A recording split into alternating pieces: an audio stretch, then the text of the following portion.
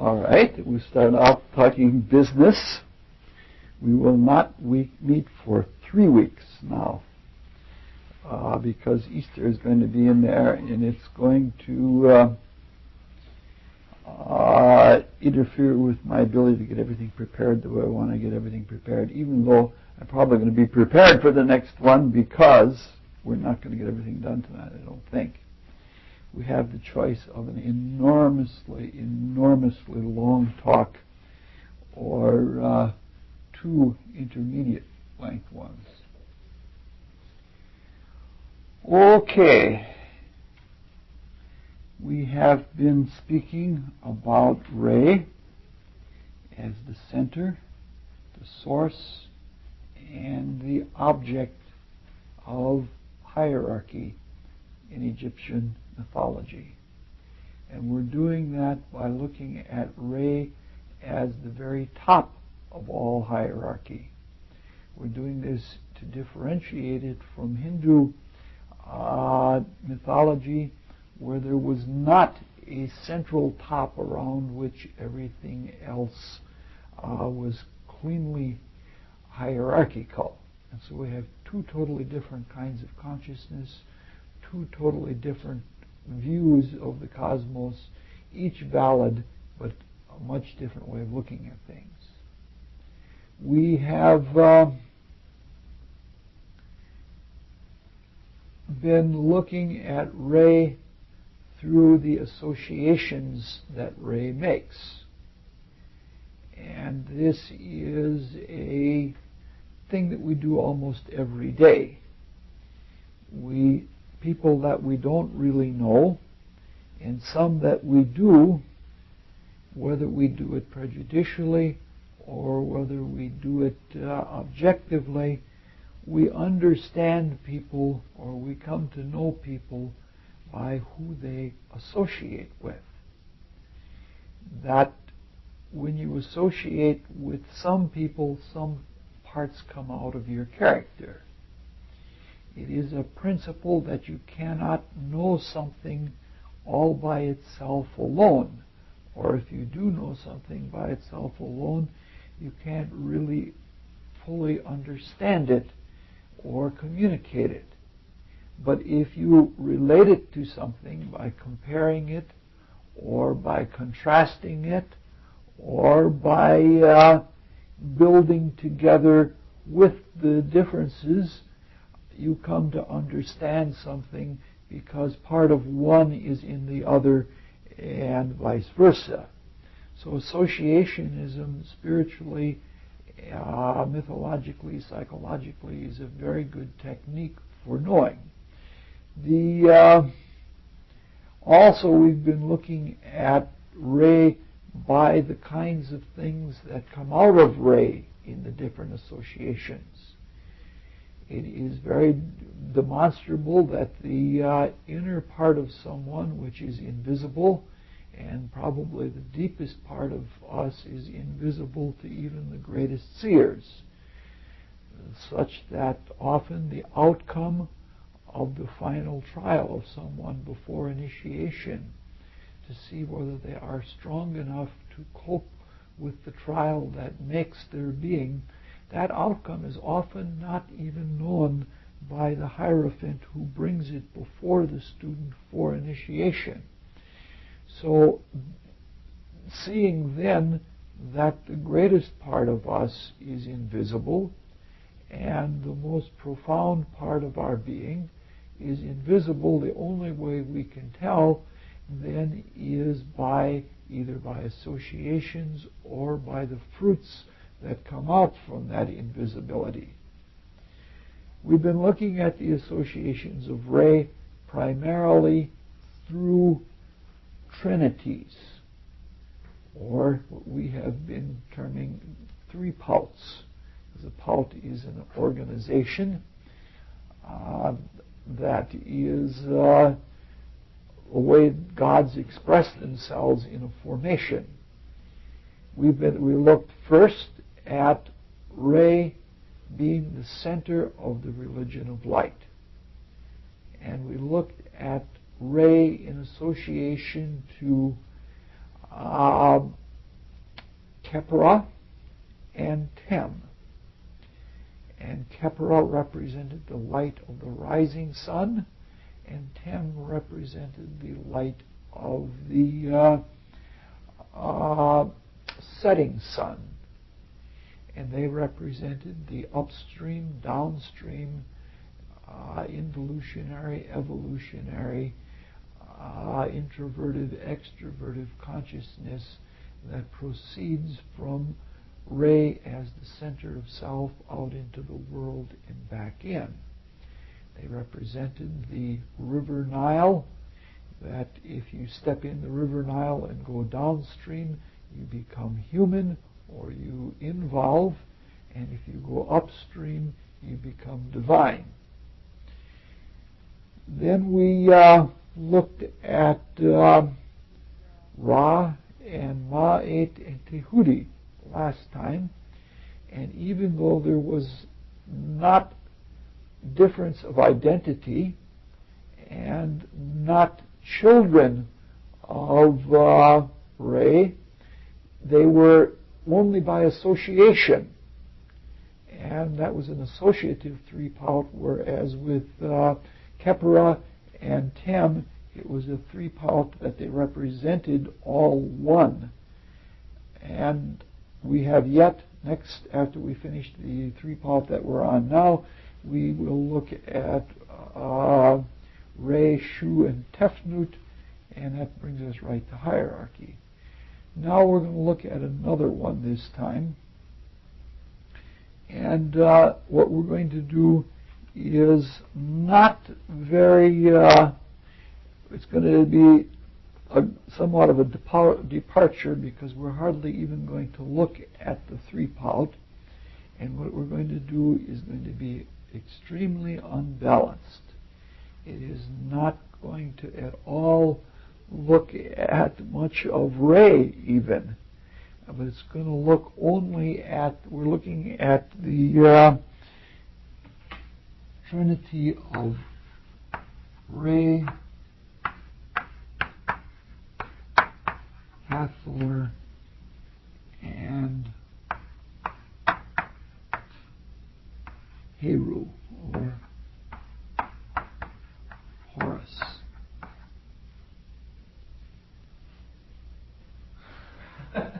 All right. Dan looks like he's all ready to draw out some kind of criticism of that. Yes, it is probably where our word hero comes from. There was Hero and Leander, and Hero jumped into the Bosporus and swam across to meet Leander on a regular basis, which is an enormous feat, and that's where our word hero is supposed to really derive from. But it's extremely likely that hero came from Heru, because quite a bit of Greek is influenced by Egyptian. All right.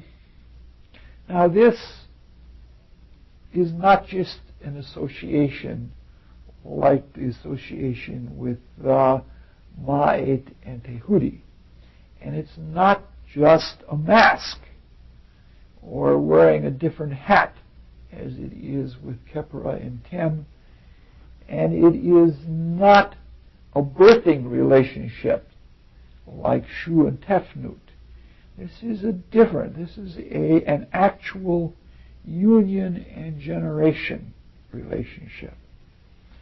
But this brings up all kinds of really strange questions. One of them is, you could say, what about the fact that Re already has a wife and counterpart, and her name is Rate. However, she forms a very minor figure in Egyptian mythology. And what about the fact that Heru is the son of Isis? Or what about the fact that Heru is historically and mythologically either older or contemporaneous with Re? So those are difficult questions.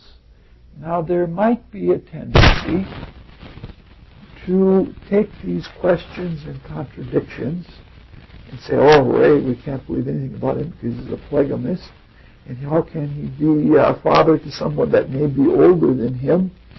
And we could say that this is the consequence of a very long, jumbled history of mythology and religion in Egypt. And that the jumbling is such that there are partisan recensions in different documents, and there are interpolations and wholesale absorptions and exclusions and substitutions and all sorts of things like that in Egyptian mythology. Are you familiar with what all those terms are? A recension is a rewriting of the myths, especially the sacred myths. And they say that it's done to clarify things, but it's usually done to co-opt other views on the same subject. And in the recension, you write everything all over again. And interpolation is where you fill something, you fill in the gaps, and it isn't what was really there, but what you fill in, you add things in the process to make things come out favorably your way. And absorption is when one mythical system completely swallows whole and patches in the myth from another system. Quite a bit of this took place in northern Egypt, where there were connections with Babylon and other parts of Asia Minor, that there were a lot of foreign ideas that were brought in. A substitution is a form of co-opting by taking everything. This has happened later on to Re. They took everything that said there was an office of Re, and they put Osiris into it. And so it was a complete substitution. Now, it would be easy to say that all of these contradictions are the results of things like that. And that would be partially true. But that isn't totally true. A mystic will always tell you that mythological truth, which is spiritual truth, doesn't have to be free of linear contradictions. And it doesn't have to make worldly sense at all. That is not the nature of spirit. The nature of spirit is such that we can look at it logically, and that's what we try to do in these classes, is we try to look at it in a linear fashion. But that doesn't mean, it doesn't mean that spirit is contradictory. It means that the vehicle for expressing some of the, how would you use, antithetical parts of spirit involve doing things that are contradictory. So the way of the spirit is not limited to the concrete mind. In fact, most of the way of the spirit transcends the concrete mind, and so we can't treat mythological information as factual information the way science tries to do it. That is only a very small part of it, the correspondences that become material facts. The way of the spirit is the way of wisdom, and wisdom is more undefined than knowledge. Wisdom is more fluent and watery, whereas knowledge is more crystalline, and it's a way of truth. It's also the way of understanding that many, sometimes if you look at the contradictions that are in mythology, or the contradictions that are in deeply spiritual things, it's a way almost of shocking one. And when you're shocked, and I've learned more of spiritual things by actually fighting with ideas that didn't seem to fit in. And one of those fuddy Virginian types that everything has to fit right.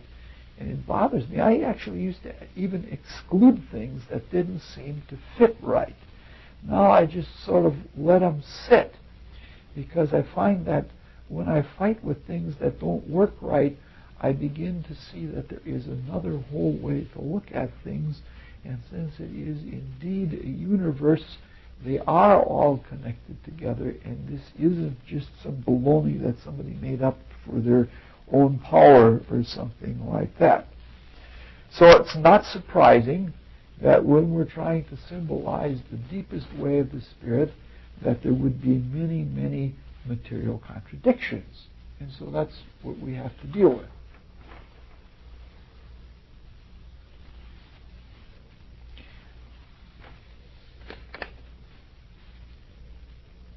Now, there are a whole bunch of appellations that are given to Hathor, and many of them are filled with frustrating contradictions and mystifications, and some of them are pleasantries. These are some of them. Some of them are Eye of Re.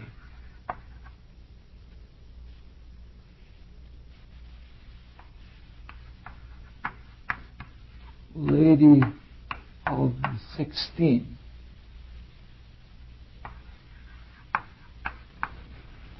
Mother of Re as a cow.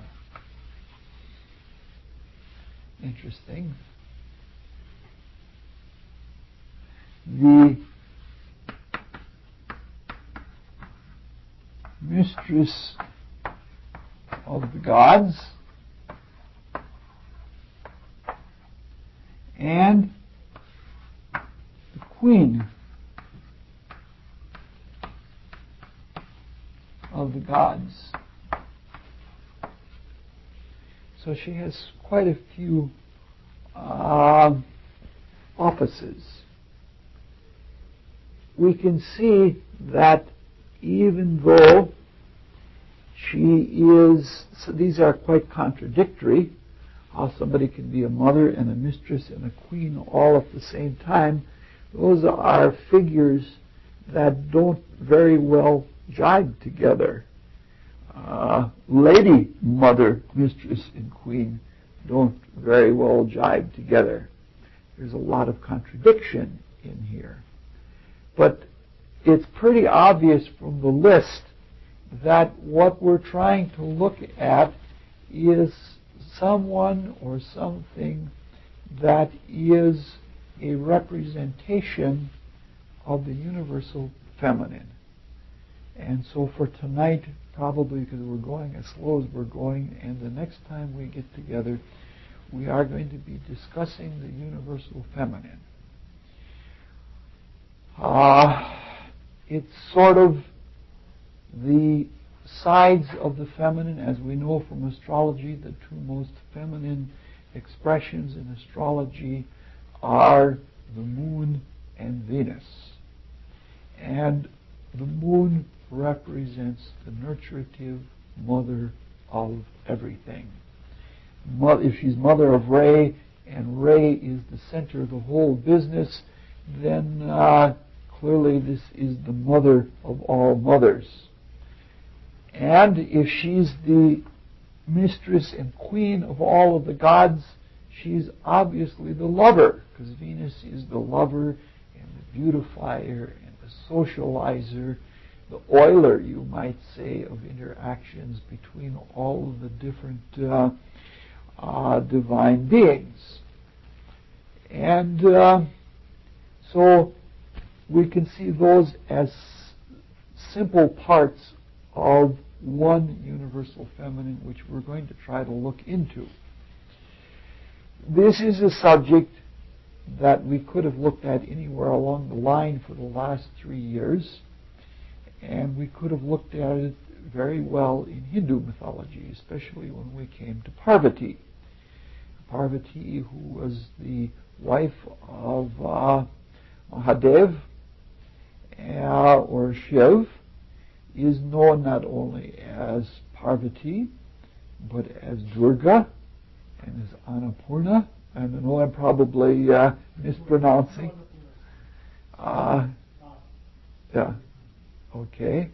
And as Kali, and sometimes as the Devamatra, with the son Svabhovat. Is that the right pronunciation? Devamatra? Butter, probably. I probably have a French spelling. Okay. Okay. All right, there are many other names, and we only have a small list for Hathor. We have part of it here. This is the profane list. We're going to get to the sacred list in just a second. But this is a book that my feminine spiritual friends have pushed on me, and you can't open it anywhere without running into something awesome. It's 1,000 salutations to the Divine Mother. It's called Sri Lalith Thrambik. Sri Lalith. Okay. Don't close the page. That's there because I just wanted to show that you can open it up and find something beautiful on every page, because what we open it up to here is exactly what we're going to be covering tonight. We've done an I Ching with the Cosmic Feminine. It's salutation number 668. It is exactly what we're going to be talking about. It is salutations to her who is always non-dual. For she is Paramasiv, or Paramashiv, or unconditioned Brahman, ever the highest truth. So it's a lovely thing. If you want, I'll pass it around, and if you want to take and write the stuff down, it's something to inspire you. You know, like that's 3 years worth of looking at one a day, if you like, and it's a really nice thing. There are many universal prayers, beautiful, lofty salutations, and clearly, since we are tonight, especially a class of all men, it's important that we balance with the feminine. What we are going to do with looking at Re and Hathor is we are going to try to look at the feminine in the most fundamental and the most universal level of cosmic creation. And we want to look at it in spiritual psychology, and we want to look at it in spiritual psychology in a most down-to-earth rudimentary fashion, in almost a profane fashion. And we're going to just spend 2 talks on this tonight and next time, and we may do a lot of review because it's close thinking on a very rare level. We cannot possibly begin to really get into the subject of the Divine Feminine on the deepest possible of all levels and hope to be exhaustive or to be thorough. It's just much too vast, and it's something very rare. I'm going to write down what we're going to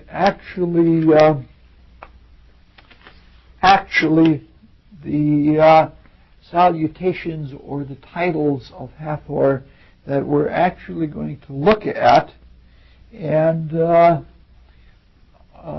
try to get some sense out of. Because these are a little bit more enigmatic and they're a little bit more cosmological. She is the mother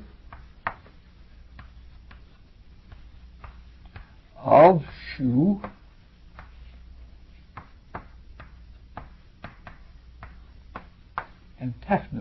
that's a big contradiction in itself. Because if you remember, when Ray was born out of the inert watery mass of Nu, the first thing he did was masturbate and swallow the masturbation, and out of his mouth Shu was born, and out of his urination Tefnut was born. So there's never the mention of a mother there, so this is quite interesting. The next one is extremely enigmatic, and that is mother of her father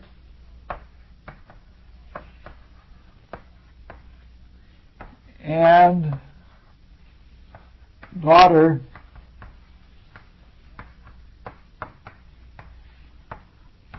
of her son. That's a real conundrum, if you like, a spiritual conundrum. She is also called Mother of Light. In fact, you might even say the whole talk is going to be about this conundrum, mother of her father and daughter of her son. And I would even say granddaughter of her son if we have enough time to get that far. I don't think we will, even in 2 weeks. Sometimes she's called the Universal Mother.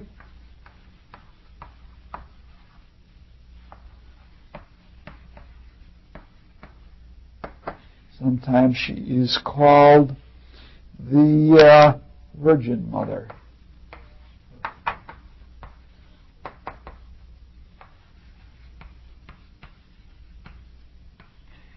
And when she is called the Virgin Mother, she is called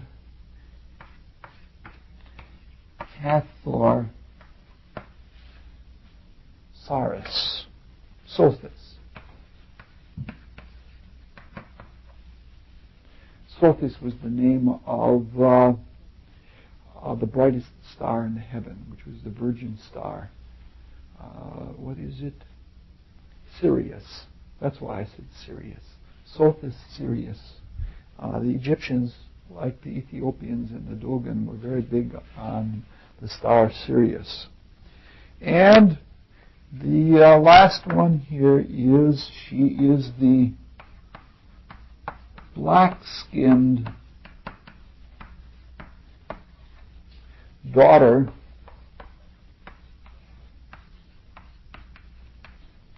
of Nu.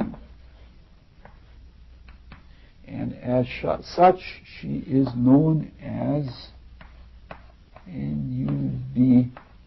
Not Nut, but Nubt, which means when you put the BT, it's a daughter. When you put the T, it's a wife counterpart in Egyptian.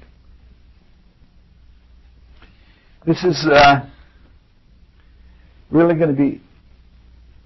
every one of these sentences talks about very, very universal things. I guess none of you folks here know John Hempstead. Earl knows John Hempstead. And John Hempstead, a few years ago, took a trip to Switzerland. And when he was in Switzerland, he and his wife both noticed there were a lot of black Madonnas. And he put me onto the whole subject of pondering the universal concept. In every religion, every part of the world, there are black Madonnas. And that's one of the concepts that we're going to be dealing with. All right, now we have to take a side trip on a side trip. And we have to be strict with ourselves, because I'm going to be too free. I have to be strict about what I'm doing when I am too free. And that is, we have to put out a caveat. We are going to be using two words very freely.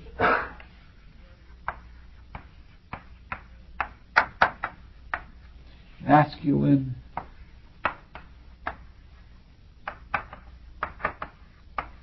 feminine. When we are using those words, we are using them as adjectives and as adverbs and not as nouns. Because if we were, we would use intentionally the word male and female. We're trying to get away from all of the problems of materialism. One of the problems of materialism is a denial of life. And that denial of life is the source of all prejudice. What happens, one of the consequences of falling into matter the way that we have fallen into matter, is we look at material stuff and we look at it as being static. We look at it as being dead. The whole entire notion of Christianity is a redemption from a religion or an outlook of life that is dead. We look at these things that surround us, the chairs, the walls, we look at them as static. And when we look at them as static, not only do we deny the life and the evolution of those things, we deny life and evolution in ourselves. You said it anywhere. And our personalities then, our character, instead of seeing ourselves as live, evolutionary, changing, freely growing spiritual beings, we see ourselves as static. And we identify with that, and that is death, and that's probably the worst sin that we can do. We attach ourselves to our bodies. We judge people by the outer surface of their bodies. We prejudge them by the outer surface of their bodies. And we are so attached to the bodies that we can't possibly understand the life within. And so what we're looking at is a very loaded subject.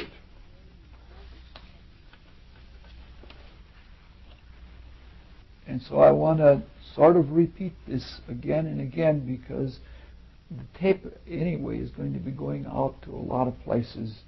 And when it does so, I don't want it to be misunderstood. In the insecurity of our modern materialistic times, when we are closed off to a lot of the spiritual worlds, we cling to our physical bodies and we identify our entire beings with our physical bodies and our physical personalities. Because we have been sinful and partisan and judgmental, we discriminate on the basis of physical bodies and personality. And because there are historical and cosmological cycles where the dominant roles alternate between the genders of bodies, we can get stuck into what is where at what time. It's clear that for the past few thousands of years that the dominant role has been associated with the masculine.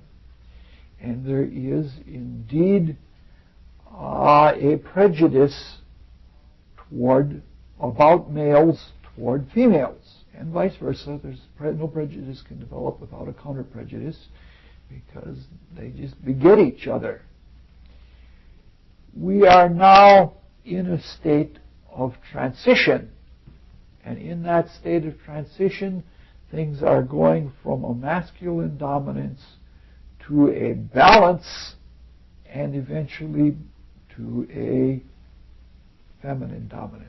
Meaning to say that when we are incarnated in female bodies at some distant time in the future, the main roles of the world will be in the hands of females. Now, what is really important from the spiritual point of view is that we are spirit. And we in spirit are male and female and more. In spirit we are omnisexual, and we are capable of any kind of gender. Most of the manifestations of the spirit in the cosmos and in us are neither male nor female, though they have qualities that can be called masculine or feminine.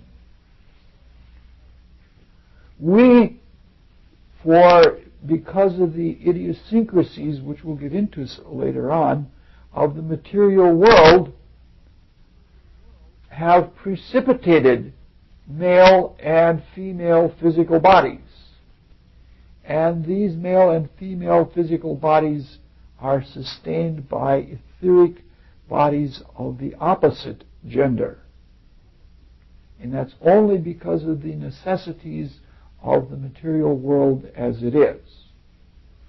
So I want to repeat again that it is only in the most gross, only in the realm most removed from the source of spiritual life that we are separated outward and dense in male and female bodies. The greater part of spirit has qualities that can be called masculine or feminine, but it is not gendered to male or female. In fact, that is one of the great problems I see that can develop out of the way the subject is being treated in the, I don't know what you would call it, the New Agey movement, is that there are repeated attempts to focus more on the differences between males and females rather than on the commonality of spirit that we all share beyond the gendered bodies. And there is a danger because there's a lot that is being placed in very intricate ways.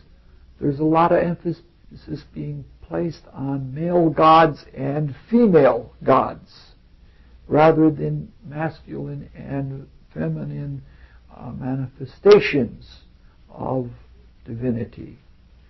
We've been not too careful when we've been talking about gods and goddesses.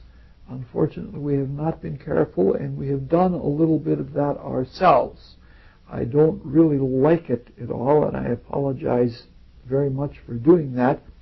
But it's a really touchy thing, because we don't want to, by any means, foster greater materialism, and we don't want to plaster materialism onto things that transcend materialism. So it's really important.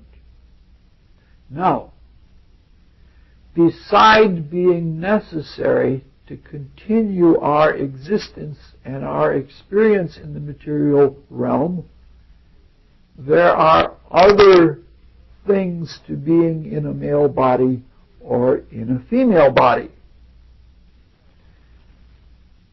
That is to say, you might say, that spirit is very generous, and in any given activity, it doesn't waste itself on only one thing happening in that activity. And when we are in a male body or a female body, there's much more than just the gender difference for sexual procreation. There is an entirely different experience of the cosmos through the male body and the female body. So what we're trying to say is that there is a great difference being born in a male body or being born in a female body. And truly, from the spiritual point of view, we incarnate in both anyway. And because we learn at about the same rate through either body, in fact, I think we do learn at the same rate through either body, we've probably had as many incarnations as males as females, because we need those both points of view about things to an equal amount. So the bodies are different but equal, and they are necessary to each other. They're necessary to each other sexually in order to procreate, but in every other way they are also necessary. That the feminine experience and the masculine experience is valid and complementary, so that we gain necessary things from both points of view.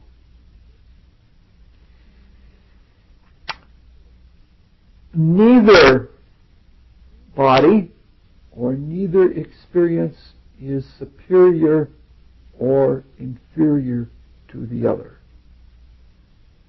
They are equal.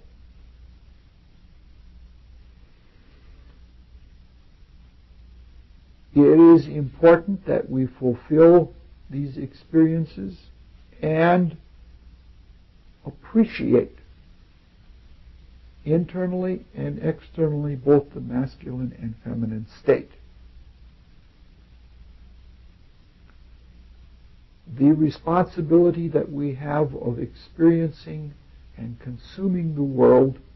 I'm big on consumerism, not necessarily just the buying of a thing in a static state to say that you are great because you have this thing, because that's more that dangerous materialistic staticity that we've been talking about, but consuming in the sense of eating.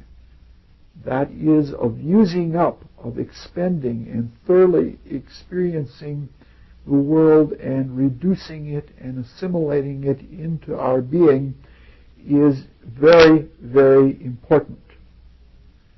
So that evolutionary responsibility and ideal should neither be escaped nor should it be something that we become attached to. Either outlook is bound to harm our evolutionary development.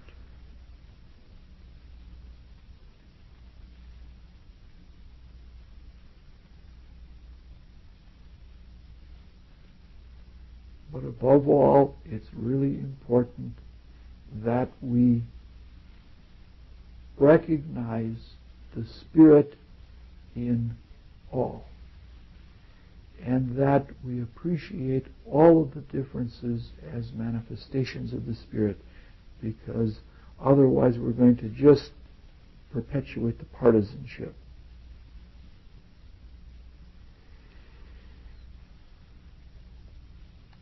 Without all of us being well outside of the physical body and even the vital body, it is not possible to look at this subject without bias. And that's really important. It's more than just, some people think that leaving the body is a matter of like getting out of your clothes when you go to bed at night. It's much more than that, because when we are in the physical body, we have an extremely subjective viewpoint. Our eyes only look forward, and our ears only hear a certain range of sound. And we have a personality that we have identified with.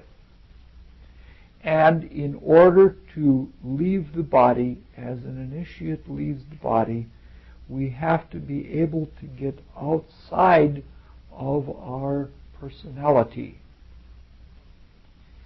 We have to objectively see ourselves as others see us. We have to see all of our sins, all of our virtues, and what we see in the world from an extremely impersonal, removed attitude. But since we're all in bodies, we are always going through a subjective voice. So what we're going to say, we're going to try and be as neutral and fair and appreciative of everything about the masculine and feminine as we can be, but that does not mean that it will be free of bias. We will be skewed because I'm in a male's body.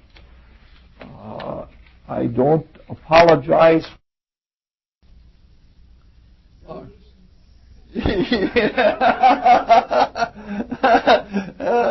There's a lot that doesn't get on the tape. That leader controls a lot. Okay.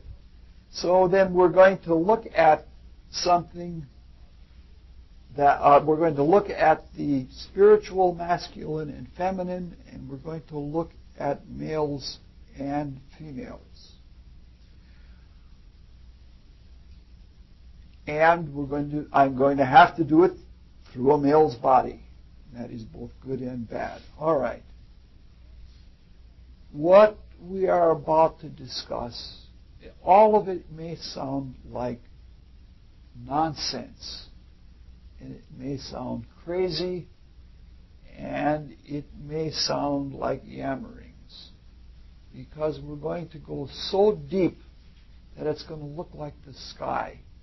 The sky looks almost flat, like as though we're a black tarp with pinholes in of various different sizes. And something like that is what we're going to do. We're going to go to the deepest level of being and non-being. And we're going to look in both directions, in the pole of existence and non-existence. And we're going to take a lot of very exaggerated leaps. This is extremely hard to do, because in talking about something that is this far-fetched and that is this profound, that we just really don't have the tools, but we have to do it in order to draw ourselves close to it. It is extremely difficult to go to a hypothetical absolute being, because there is no differentiation within that being, and there are no tools in that state of non-being with which to differentiate. Everything we know and everything we used to know is collapsed into nothing, into non-being, or to something unknown. This state, if we wanted to use modern scientific knowledge or scientific jargon, could be called the ultimate neutral monopole. The ultimate meaning that there's nothing beyond it. And that it's neutral because in non-being there can't be positive or negative. There can't be action or inaction. It's neutral, so even indifference isn't a good word. And a monopole means that it isn't polarized, because to be polarized, it would not be non-being. I don't know how to talk about it. It isn't is the only thing that you can say. And the it isn't even a word. There's nothing to describe about it, nothing to know, no poles that end in it. It's not greater than something. It's not less than something. It's not before something, and it's not after. It just isn't.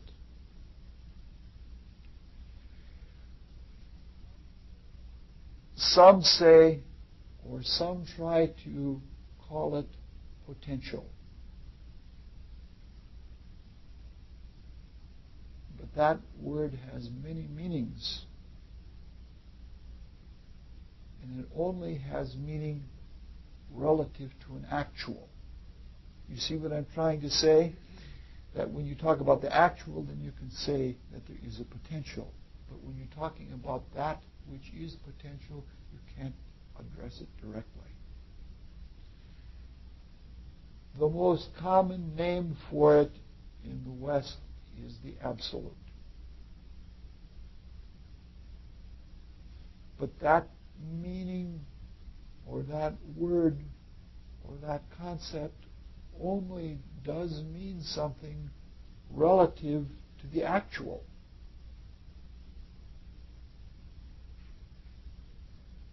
It is usually symbolized by silence, or it is symbolized by blackness.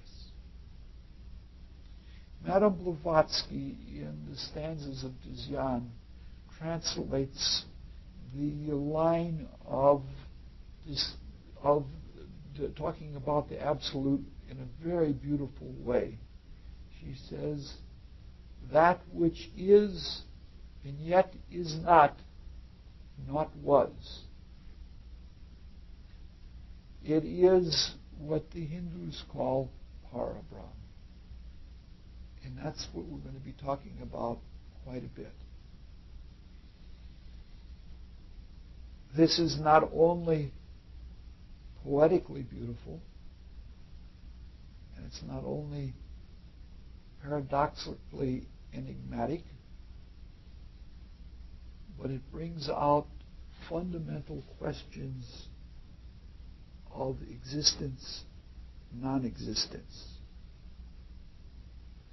Now, in order to deal with the fundamental questions of that which is and yet is not was, we're going to play word games. And when we play these word games, we're not going to do it as logical positivists do it. Logical positivists believe that everything we know is language and nothing but language, that we can't know reality. And in a way, they're right, because everything is all a word, but that's not what they mean. That all we can do is work with the structures of language, and if the language changes, our understanding of what is called reality, or in our case, non-reality, is different. We're not going to look at words in that way to say that the words just are the system that we're dealing with, but we're going to take the words as pointing to something.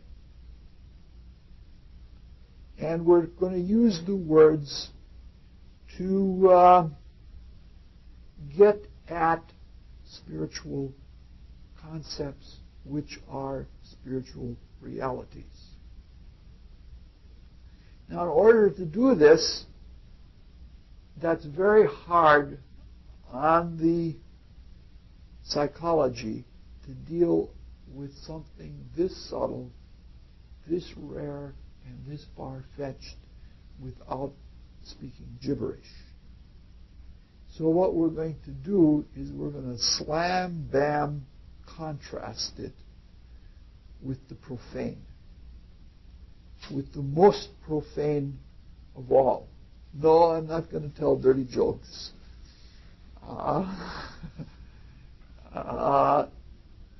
But we are going to deal with the most profane materializations of it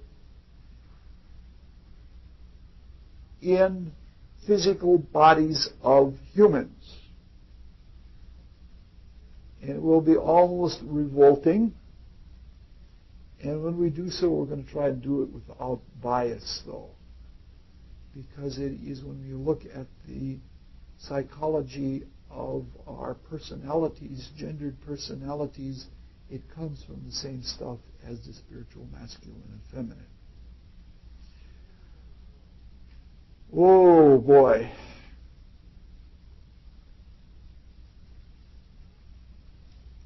The non-existence that we're calling the absolute is sometimes called consciousness. But when we use consciousness with a capital C, we're not talking necessarily only about waking consciousness. We're talking about deep unconsciousness. Or we're talking about subconsciousness, or threshold consciousness, or waking consciousness, or superconscious waking consciousness. They are all part of consciousness, even unconsciousness. The absolute may be described as consciousness unconscious of itself, but it doesn't have a self. It's tricky. It's so subtle. Madame Blavatsky again used beautiful, beautiful words when she described the consciousness or the unconsciousness of consciousness with a capital C. She said, that which knows itself not. She had to use itself, but that's the difficulty.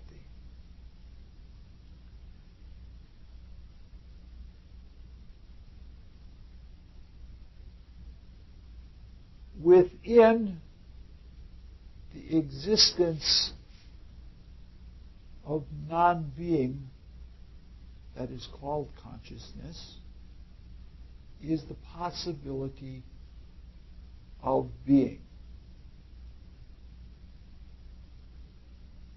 which is very active relative to the static state.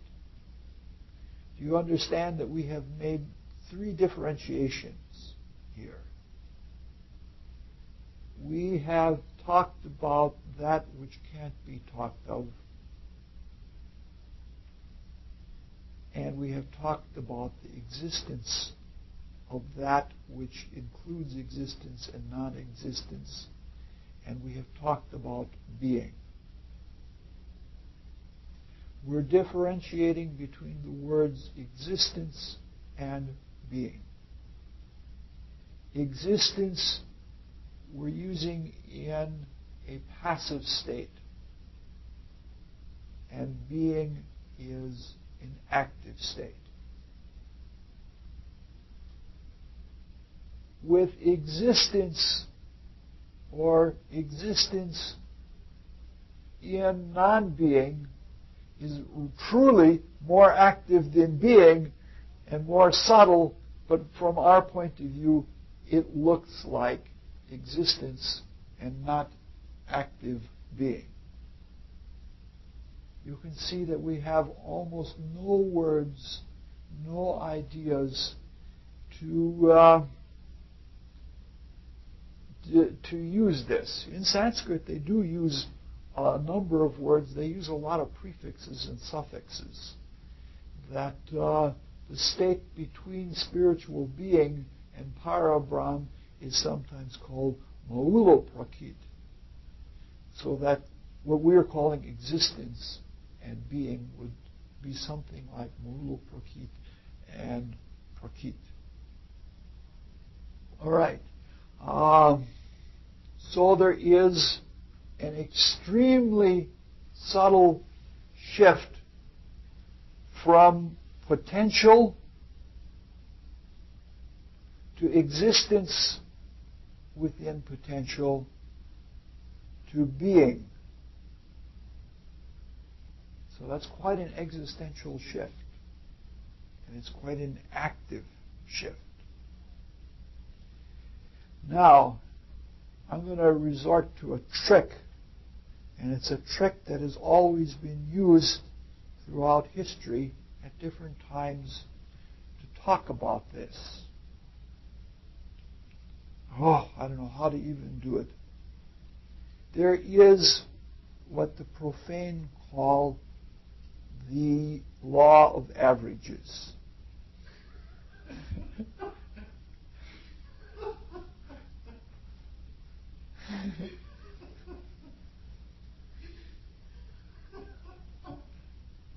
You know what I'm getting at.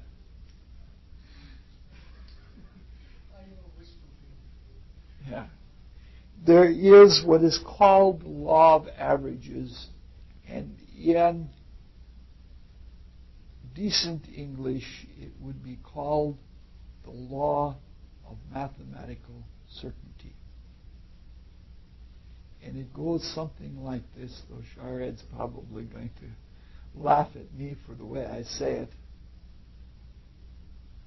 No matter how improbable something may be, given a large enough set, it must occur. So, there is, or there is not, non-being. There is not consciousness. Within unconsciousness, there is the possibility of existence and being and waking consciousness. And because unconsciousness or non-being or the absolute, I hate to use a word like the absolute because it makes it seem like a thing, is eternal and maybe infinite,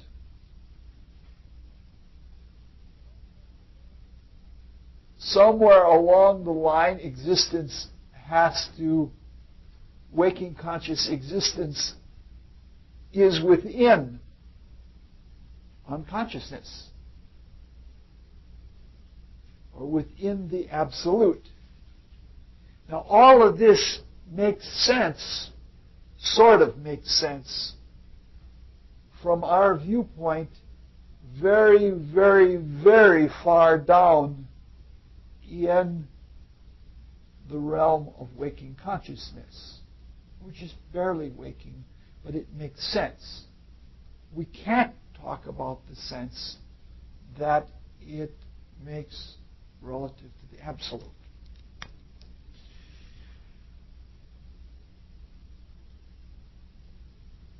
This change from non or un or a, you could say a-conscious, which would be a really good word. How would you say a-conscious in Sanskrit? Okay.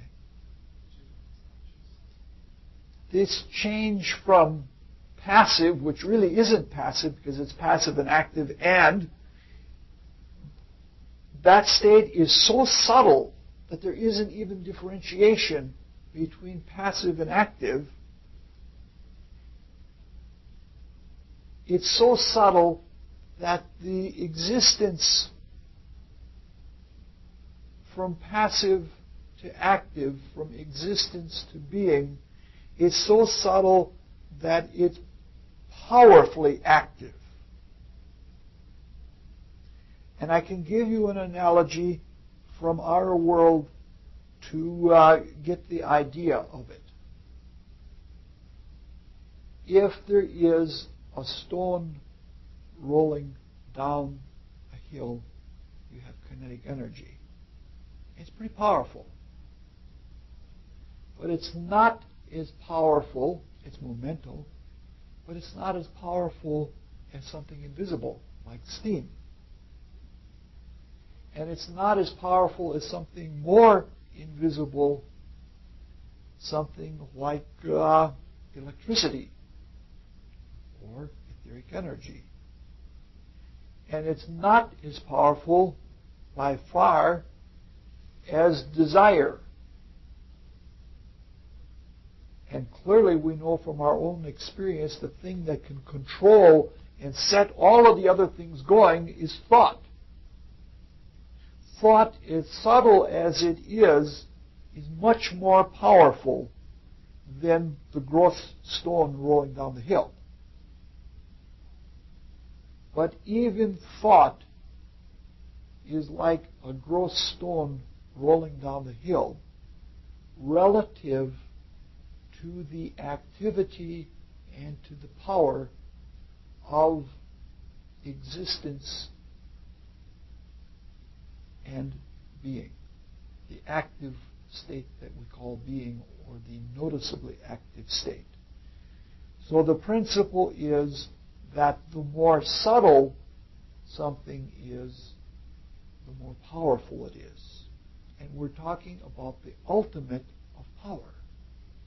But when existence is seen within non-existence, that extremely subtle state, it's very powerful, but at the same time, it is very subtly flimsy. I don't know how to use I can't find the right words. It is subtly flimsy because there is no resistance. It's very much like a conception that we have in physics on the gross level of when things approach what is called absolute zero. There is a state called superconductivity. Everything is more closely packed together, the way everything is considered at the beginning of things, in the primordial atom according to the Big Bang types of people. Everything is more closely packed together, but there's a superconductivity. There's no resistance.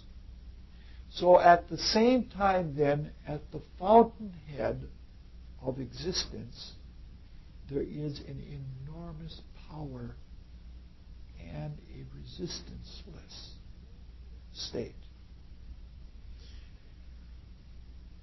Okay.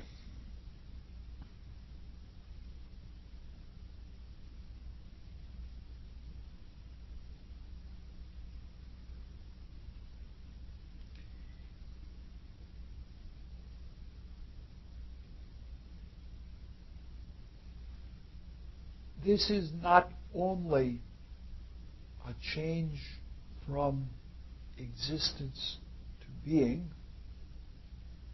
This has many, many sides to it. It is a change from passive to active, but there is a change in consciousness. A change in consciousness from unconsciousness to general waking consciousness. It is aware and it knows existence. It is something like a wondrous, wondrous birth experience. And it is very much like a birth experience, because what comes to us when an infant is born, it has no self-knowledge. It is infinitely sensitive to everything. From the lights in the delivery room, you might say it is all pain. It is so sensitive. If you take that principle and take it to the highest level of anything that you've ever been conscious of, and then recognize that that is still way below the kind of consciousness, the wakingness, that is what it is like at the Supreme Being. Oh, God, I feel absolutely... It's... try to talk about this stuff in a knowing way is probably the most shaming experience a person can go through. The passing from, we're back at the religion of light now, the passing from potential through existence into being is very much like passing from dark night through dawn into daylight with a visible sun. Only the sun is everywhere and it isn't just in one place. But that's we're coming to that. Now,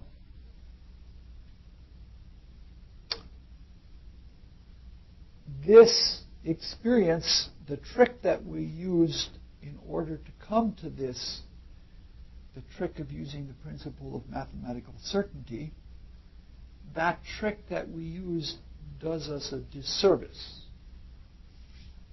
Because the way we described it as accidental,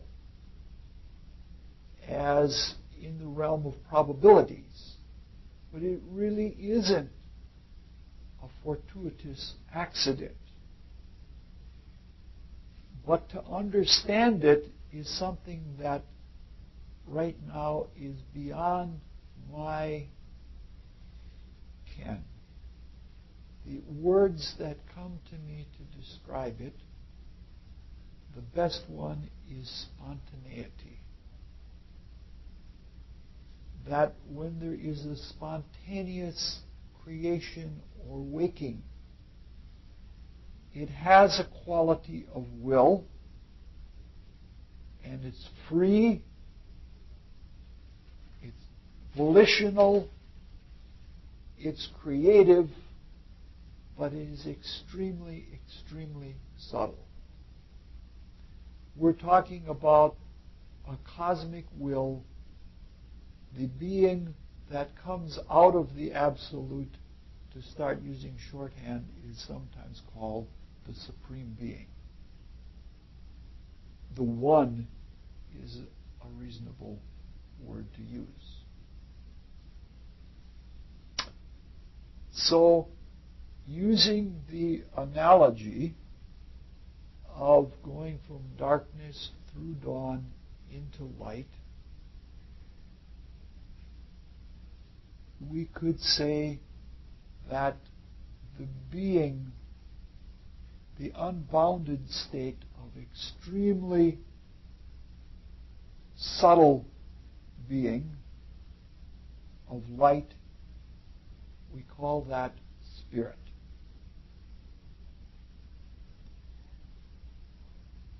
Now, relative to our point of view, since it's the only one we can have, because it's a universe, we can only have this one point of view, because if we try to go to the other point of view, it doesn't make sense, because in the absolute, the sense, you know what I'm trying to say? It's greater than sense in the absolute, but it's also less than sense in the absolute.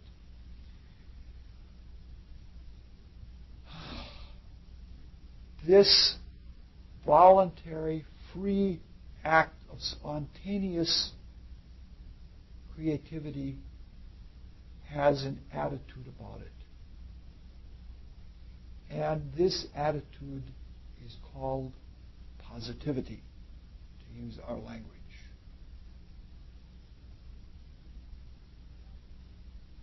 And this means positivity in that it is in control of itself.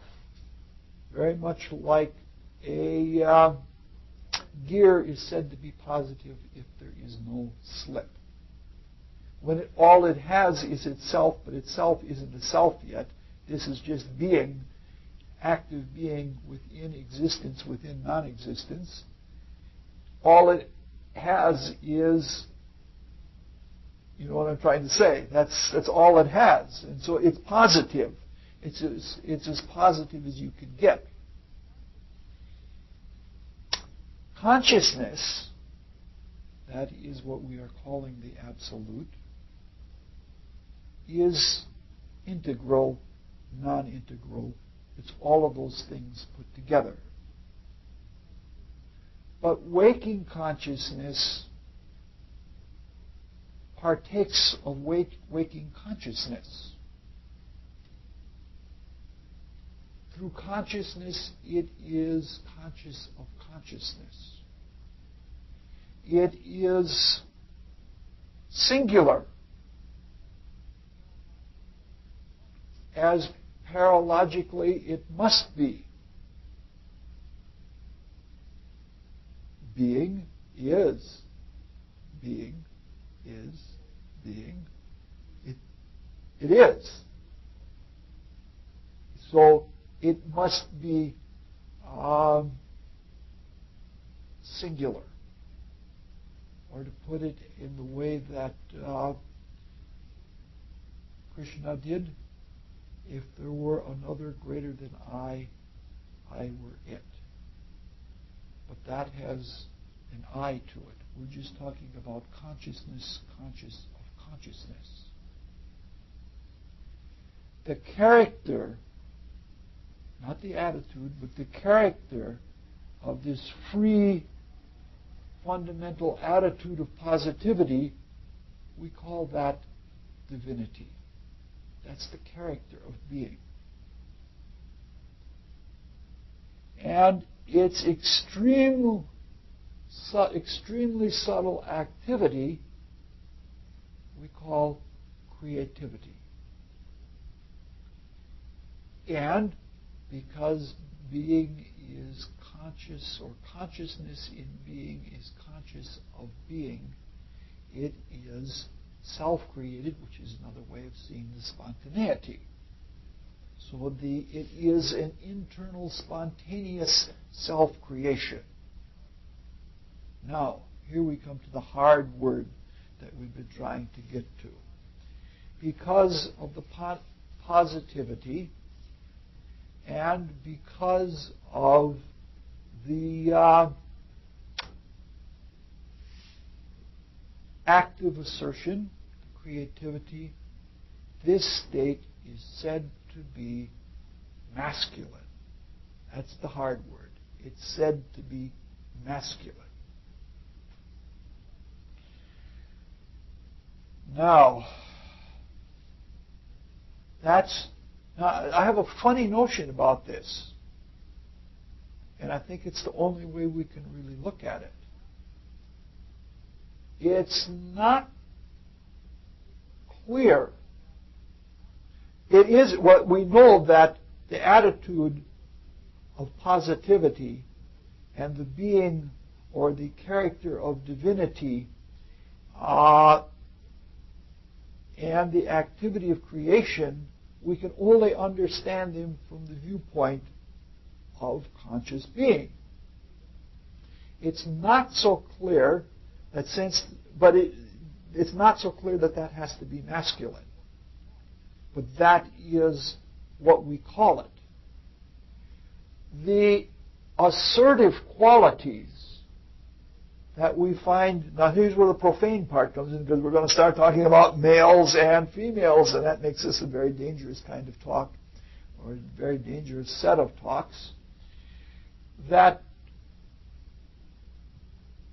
it's not clear whether the masculinity is an abstraction from the male human experience, from the human male experience, or whether the human male experience is a deduction from the experience of the spiritual masculine.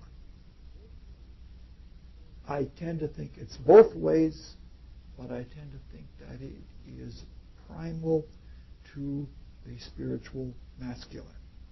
So now we're going to start bouncing back and forth between sacred and profane, and it's going to get so profane that it's going to get down to sin if we have enough time next week. We're not going to go too much further tonight because it's just too much.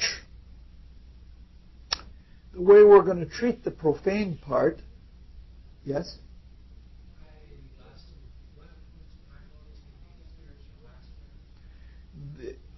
The notion that the name that is called masculine seems, or the state of positivity that we call spirit is masculine, and I think that the origin of the word is in spirit and not in the experience in the human male body. Okay?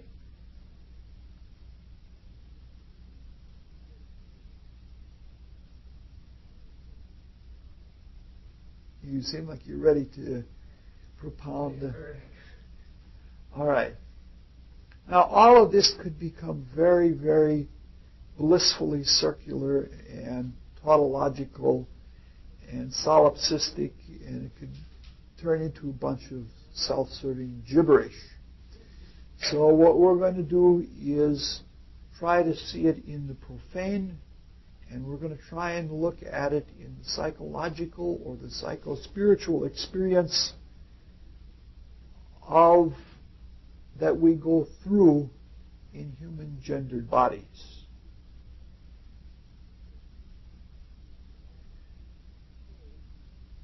So we say that the profane human masculine is one of gross action. Now, if you want to get as gross as you can be, in the creative act or in the procreative act of the man, the orgasmic projection is what defines the masculine state.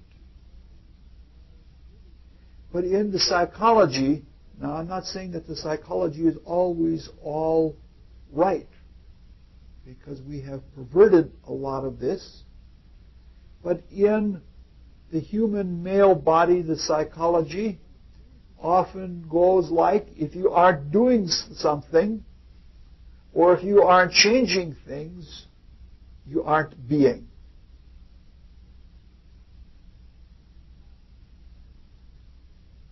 You're not a man unless you're doing something or changing things.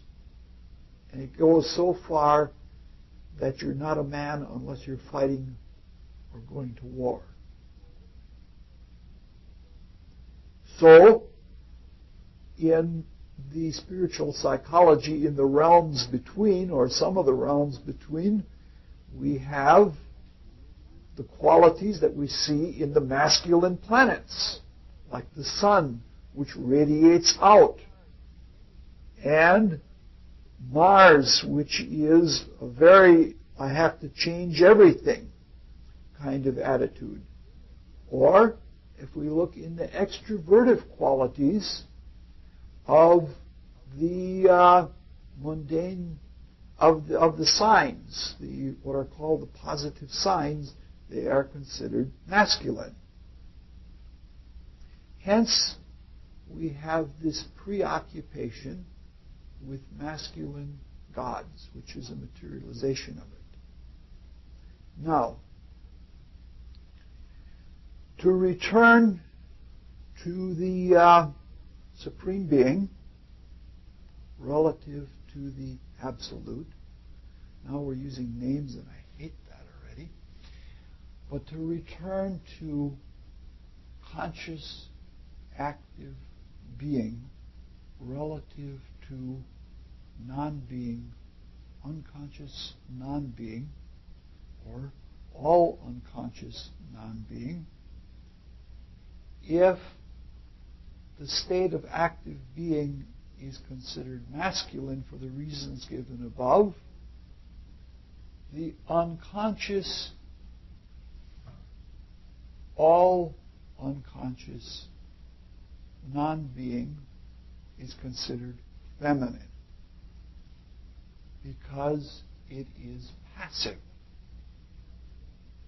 And to look at it on the profane level, the projection from the male human body in its creative activity is within the womb of the human female body. And the receptivity, it isn't in the absolute, it is not receptivity, it's just a potentiality. Just like the child that comes to birth is a potentiality to the sexual activity. If human sexuality were perfectly true to cosmic reality, every intercourse would result in conception. That would mean a need for very few intercourses. That's just a little because the self, or I don't want to say self because we're not at the level of self yet. So the absolute is considered the universal mother, because everything that is and everything that isn't and everything that could be, not was, is contained within the potential non-being. Now, because, again, everything is defined relative to the masculine, and that's because all we can do is define it relative to what is. Even though it is greater and lesser in the absolute, we can't define it from the absolute because there are no tools. And for this reason, since light is something we know and something we see and something we experience, the spirit, that is the active being, the divinity, is associated with light. Truly, it should be non-light. But we, in our consciousness, associate it with darkness. The womb is dark. The night is dark, within which all of the stars are born. But it is so subtle, what we're calling the absolute, and even being very daring in calling it, is so subtle that it really doesn't, you can't call it darkness even, or blackness.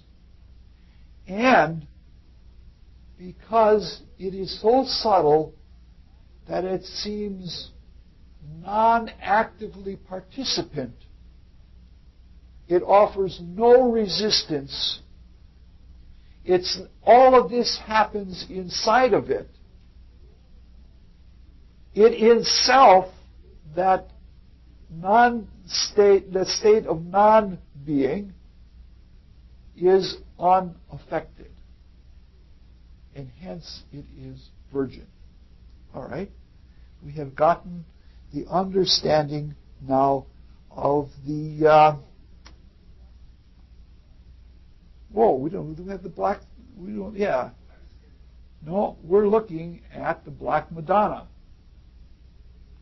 We now understand a little bit about the nature of the Black Madonna. All right.